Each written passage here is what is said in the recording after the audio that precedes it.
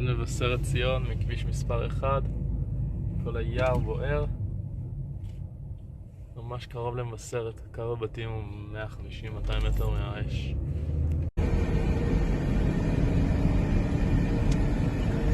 הוא מרוכז לחלוטין.